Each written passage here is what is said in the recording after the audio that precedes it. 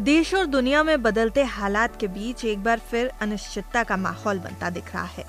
Middle east में जारी तनाव, वैश्विक अर्थव्यवस्था पर दबाव और ऊर्जा संकट की आशंकाओं के बीच लोगों के मन में कई तरह के सवाल उठ रहे हैं। ऐसे में जब लोग पहले ही महंगाई और अनसर्टेनिटी से जूझ रहे हैं, किसी भी बड़े नेता का बयान तुरंत चर्चा का विषय बन जाता है।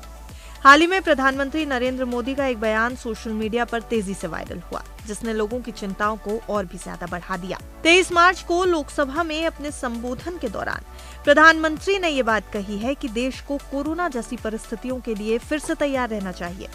उन्होंने जोर दिया कि जैसे देश ने पहले एकजुट होकर महामारी का सामना किया था, उसी तरह भविष्य की चुनौतियों का भी धैर्य, संयम और सतर्कता के साथ सामना करना होगा।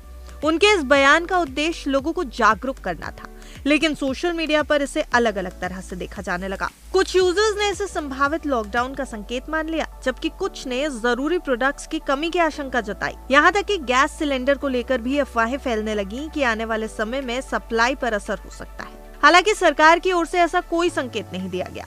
प्रधानमंत्री ने अपने भाषण में साफ तौर पर कहा कि अफवाह फैलाने वालों से सतर्क रहने की जरूरत है और जमाखोरी या कालाबाजारी करने वालों के खिलाफ सख्त कार्रवाई की जाएगी।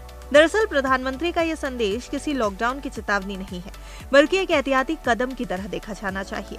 उनका मकसद देश को पहले से तैयार रखना है, जिससे अगर कोई आर्थिक या वैश्विक संकट सामने आता है तो उसका प्रभाव कम किया जा सके।